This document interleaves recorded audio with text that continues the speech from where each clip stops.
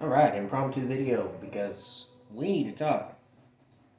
I don't know how many people are going to see this. I imagine not a lot. But here's my personal thoughts on the attempt to take President Trump off the ballots 2024. Now, cards on the table.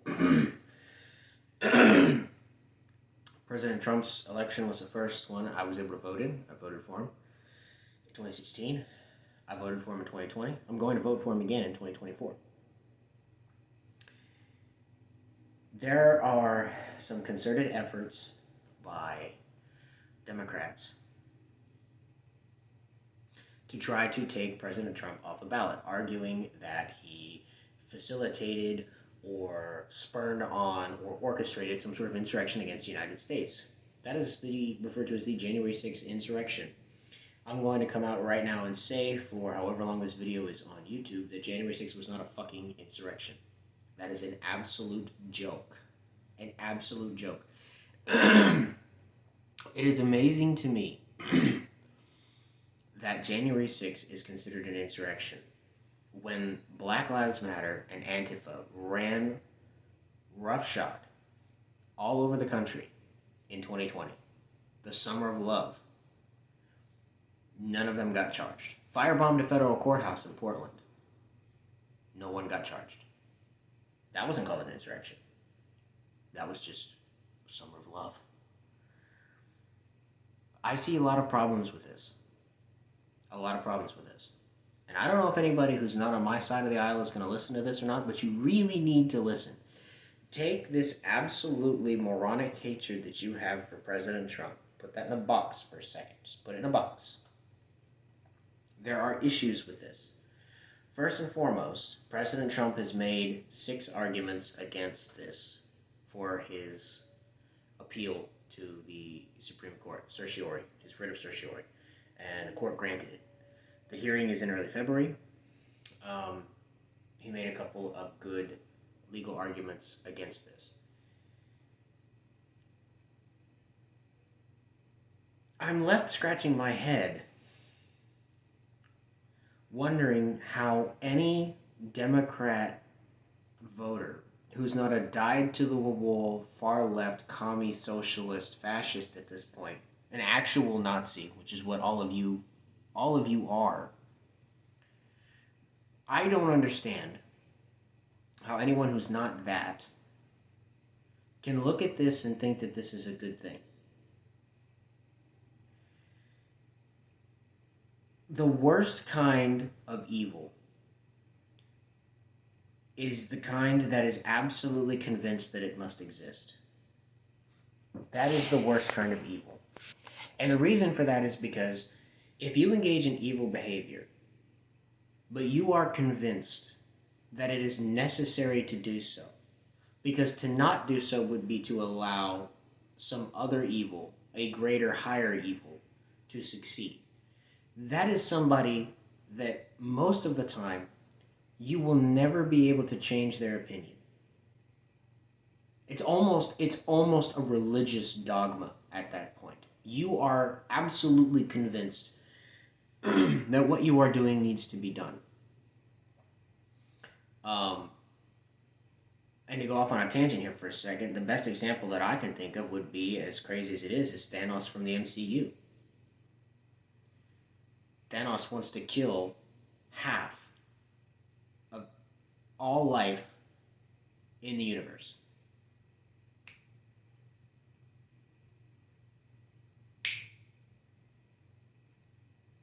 Why? Because he lived through a tragedy where he saw that that was a solution. He proposed that solution. He was turned down and his planet died. So he's convinced that the right thing to do is to eliminate half of all life in the universe. No matter how much suffering that causes, no matter how much pain that causes, he never wavers from that concept, except to go further and say, I will eliminate all life. Because those who are left behind don't appreciate what they have, they simply grieve for what they had. But if I eliminate everyone, That won't happen. They won't miss anything. That's a religious dogma. That's the kind of thing that you very rarely can shake someone from. More often than not, in those situations, it requires somebody who holds that kind of conviction to be confronted with the consequences of that behavior that maybe then shakes them out of it. That moment when a theoretical perspective is translated into reality, the consequences of reality, of the implementation of that concept into reality, which were divorced from the notion that they were carrying, when confronted, then you see a change. In some people, that's the moment when you see them realize, okay, in theory, this works. In practice, it doesn't work. Much as I might wish that it did, it doesn't.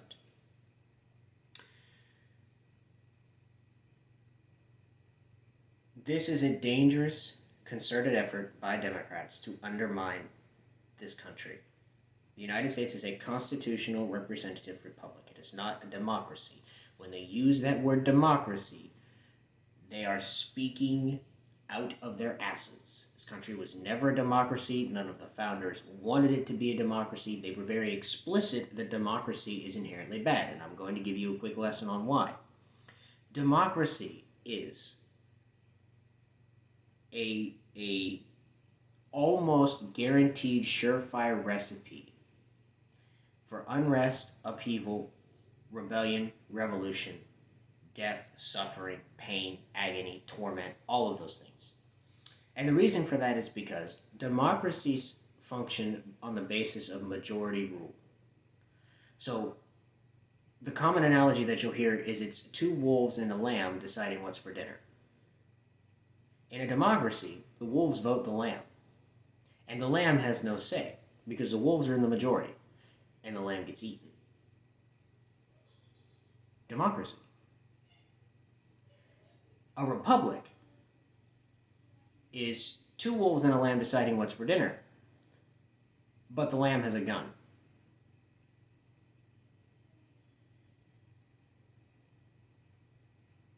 The lamb is protected. There's some mechanism built into that system to prevent the wolves from being able to just do what they want to do.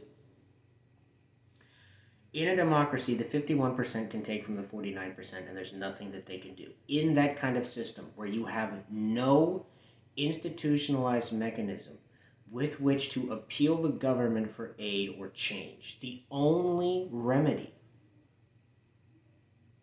is revolution. That's the only way that that changes. You have to have a revolution. There's no other way that you are able to institute fundamental changes in a democracy, aside from overthrowing the democracy and instituting a new form of government. Because the 51% will never give up the power that they've got, and the 49%, there's no means for them to acquire more. That is why the United States is a republic.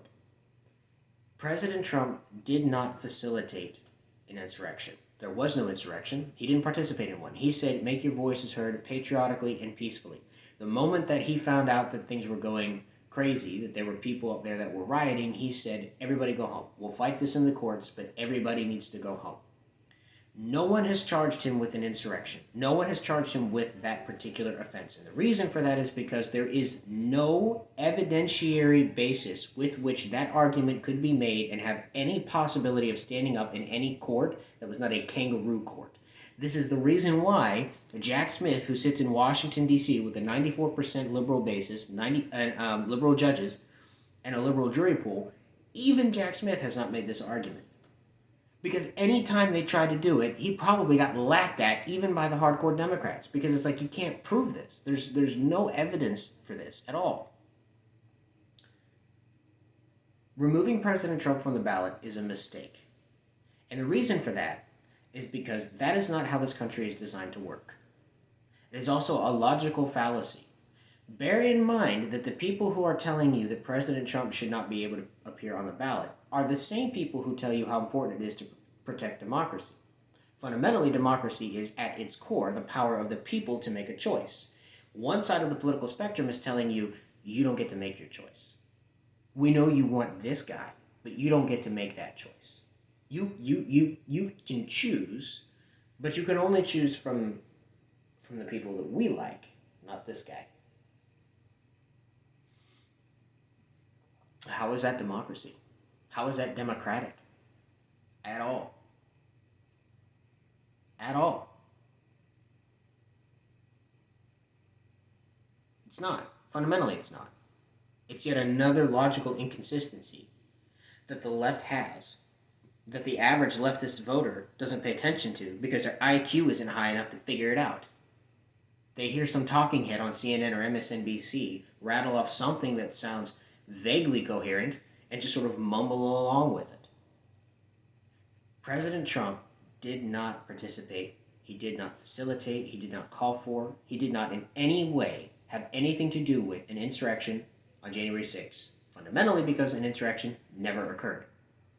You cannot take him off the ballot because that is anti-democratic and therefore fundamentally a fallacy for the left to try to do, given their proclivity for claiming that what they are attempting is the preservation of democracy.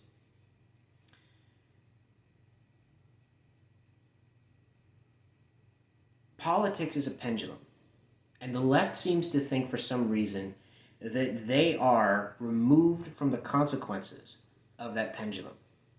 And unfortunately for them, for a while now, that seems to have been true. Antifa, BLM can kill cops, burn businesses down, destroy lives, ruin communities forever. None of the communities that had Antifa, BLM riots in them, by the way, are ever going to heal. They're never going to come back together. You're going to have a section of that community who's always going to be living on a knife's edge, wondering if tomorrow the other section of that community is going to decide to just burn everything to the ground. Those people who did all of the burning and looting and shooting and murdering, all were Democrats, by the way, all leftists. Most of them got away with it. There were several of them that had high-level Democrat politicians actively fundraising for their defense. Kamala Harris was guilty of that. She participated in that.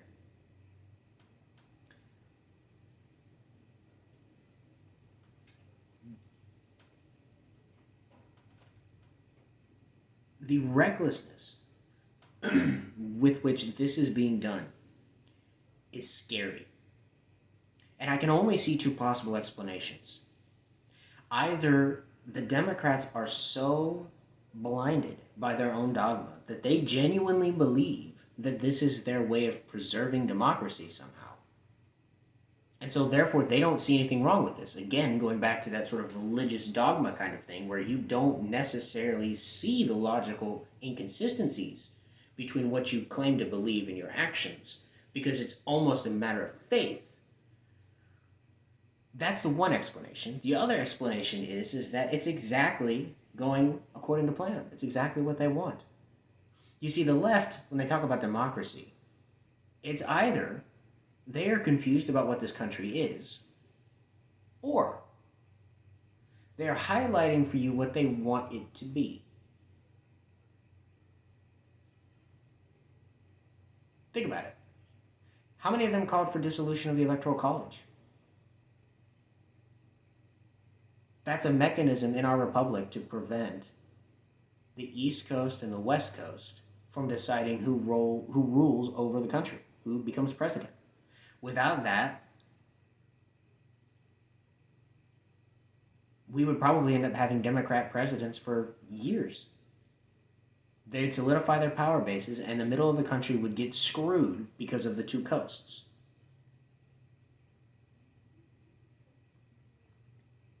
The Supreme Court has to get involved, and I'm glad that they are. And this has to be a decision that is made very carefully, and it has to be a unanimous decision. The Supreme Court, based on precedent that exists, seems to me that the only logical conclusion that they can reach is that President Trump cannot be removed from the ballots because he was not charged with, tried for, convicted of insurrection. Fundamentally, based on how the law works, none of that happened. Think about it from the perspective of felons. Felons cannot vote. They cannot own guns. Why? They are legally prohibited from doing so. That legal prohibition exists entirely on the condition that you are a felon. That label of felon only is applied to you if you are accused of, tried for, and convicted of a felony. Then you become a felon. If you are accused of a felony, tried for a felony, and acquitted of a felony, you are not a felon because you were never found guilty of it. Therefore, if you just simply go with logic and the way that the law works, President Trump cannot be disqualified on the basis of an insurrection because he was never charged with or convicted for an insurrection. In the same way that being accused, tried for, and acquitted of a felony does not make it so that you cannot vote or you cannot own guns. The Supreme Court of the United States has been the one thing that, up until this point, has helped keep this country together. The idea that there is this ultimate arbiter that is supposed to be dissolved or, divorced from politics that decides issues that divide the country, and everyone just sort of accepts that this is the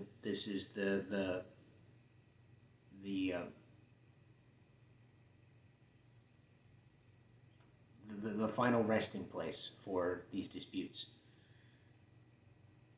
This is arguably the most divisive case the Supreme Court will hear. Arguably the most important case they've ever heard. The country is sitting at a knife's edge. Joe Biden and the left have destroyed America. They have ruined our reputation. They have sundered our military. They have soiled our name. They have completely dissolved our borders. They have allowed hundreds of thousands of people to die from fentanyl overdoses because of cartel trafficking. They have facilitated sex trafficking in the United States. They have taken a terrorist organization, the Taliban, and overnight turned them into the fifth or sixth best armed military in the world. Surrendered, over $100 billion worth of military equipment to them. Abandoned an embassy in, Somalia or Sudan.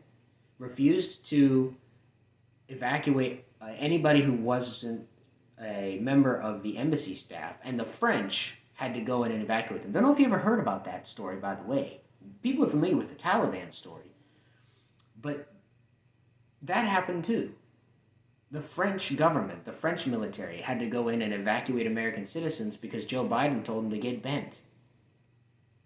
We have this situation going on in Ukraine, the situation going on with in the Middle East right now. China's just waiting with bated breath to move on Taiwan. You have Venezuela and Guyana. Conflict brewing all around the world. Joe Biden has been an abject disaster for this country. And people are rallying back to President Trump. He is beating Joe Biden in a myriad of polls. It's rather surprising to see. If the Democrats are able to pull this off, if they're able to say that you cannot vote for the main opposition guy for us, for no reason more than we simply don't like him, because he's not had there's no legal justification for us doing this, we're just doing it because we can. Our country is lost at that point. If the Supreme Court no longer exists as that final barrier to which we all walk up to and acknowledge that this is the line that we cannot cross. This is the line in the sand that we cannot cross. If that no longer exists, then it's over. It's over. Colorado was one of the states that tried to get Trump off the ballot. It was the first one, I believe. They even went so far as to say that you can't write him in on the ballot. And that if you do so, your vote will not be counted.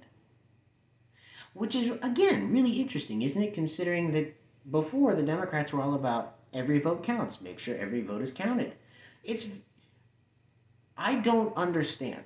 Who the hell, if they have two brain cells to rub together, can look at the way that this is going and think that this is a good path to take? The logical inconsistencies in it alone blow my mind. But if anything, that just highlights that the left is populated by voters who just have no idea how to think. Seems to be the only explanation. If the court decides, there's no way the court upholds this decision. There's not a shot that that happens. They're going to decide in Trump's favor. It needs to be unanimous. If it's not unanimous and it comes down to partisan lines, the conservatives vote in favor of Trump and the liberals vote in favor of the states banning him. Again, the illusion that the Supreme Court is nonpartisan, which is all it is an illusion, that has kept this thing rolling as the pendulum of politics has swung further left, then right, then left, then right. The Supreme Court's the only thing that's been it's been the bar to which this pendulum is mounted. And no matter how far it swings any direction, the Supreme Court acts as a stop, as a check. If the Supreme Court decides this case on partisan lines, this illusion is gone. It's gone. It's over.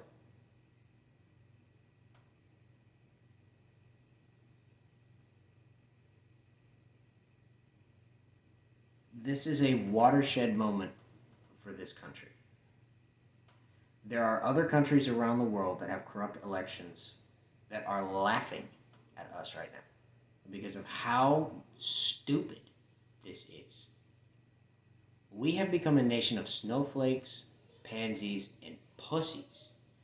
And there is such a vast amount of individuals on one side of the political spectrum that can't stand getting their feelers hurt, that they cannot anymore make any kind of actual, tangible, logical argument for why their opinions are what they are. This has to be quick, it has to be effective, it has to be efficient, and it has to be incredibly thought out. Make no mistake. If this comes down to being a partisan decision, the United States will have moved one step closer to an actual war, an actual civil war in our country. If the Supreme Court's really been the only thing really that's been acting as a stopgap to prevent that from happening, because people on either side of the aisle can have hope that the Supreme Court will side with them. That hope is what's kept all of this together. If they decide along a partisan line for this case, a case that's this important, that illusion will go away. That hope will go away. And when hope goes, it's replaced usually by desperation and anger. And if we have no faith that this most hallowed of institutions will preserve our country, will save us, then the only thing that's left to do, if tensions keep boiling, is to tear everything down. So I sincerely hope that the Supreme Court decides this unanimously. To any Democrats who might see this, you really need to think about this. Because if you keep pushing this, this is going to end up to come back and bite you in the ass. We are not what you want us to be. We are not racist. We are not white supremacists. We are not the boogeymen that you keep thinking that we are. You keep saying that we are. Keep pushing the way that you're pushing, and you're going to end up creating the very thing that you are afraid of right now. It doesn't exist right now. But if you keep pushing the way that you're pushing, you're going to figure out that it doesn't take a lot of abuse to make somebody decide to fight back, and we are well and truly done with it. Trump 2024, say a prayer for our country because we desperately need it.